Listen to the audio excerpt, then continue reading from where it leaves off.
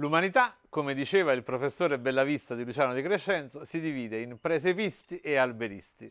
Questa cognizione dovrebbe essere addirittura messa sulla carta d'identità.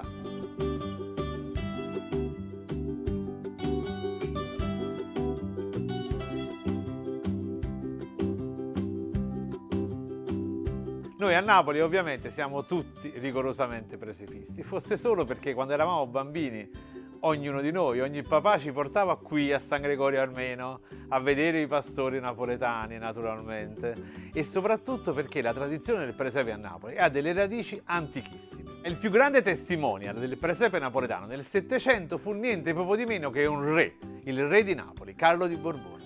Carlo di Borbone si divertiva a realizzare i pastori napoletani, si divertiva a costruirli e sua moglie Maria Mara di Sassonia si divertiva a vestirli con le migliori sete del regno, le sete di San Leucio. E allora nel Settecento vennero stabilite le regole del presepe napoletano. Le mani e i piedi dovevano essere di legno rigorosamente, la testa doveva essere di terracotta policroma e gli occhi di vetro, e il corpo doveva essere fatto con fil di ferro e stoppa affinché potesse assumere qualunque posizione. E il pastore doveva essere soprattutto un quinto del corpo umano.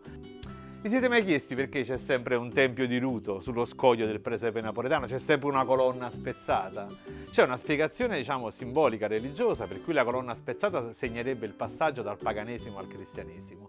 Ma probabilmente la verità storica è che Carlo di Borbone, quando pensò a dove ambientare la natività di Cristo, non pensò null'altro di meglio che ai primi reperti archeologici che venivano fuori dagli scavi di Ercolano alla Villa dei Papiri. E allora quando pensò a una Betlemme di 2 anni prima, un impero romano di 2 anni prima, pensò a nulla di meglio che al Tempio di Ruto, alla colonna spezzata che riprodusse. E quindi in questo modo lui fuse nel presepe napoletano le sue 2 grandi passioni, l'archeologia dei Cesari e la passione per la riproduzione, per la natività di Cristo. Ma il confessore spirituale di Carlo di Borbone, padre Gregorio Rocco, un domenicano di Sant'Anastasia, ammonì sua maestà. Maestà, è fatto così, il presepe è troppo distante dal popolo. Bisogna introdurre gli elementi della Napoli del Settecento. E così padre Gregorio Rocco, con questa grande intuizione, avvicinò il presepe al popolo napoletano. Introdusse il macellaio, con la testa di maiale e la fileta di salsicce.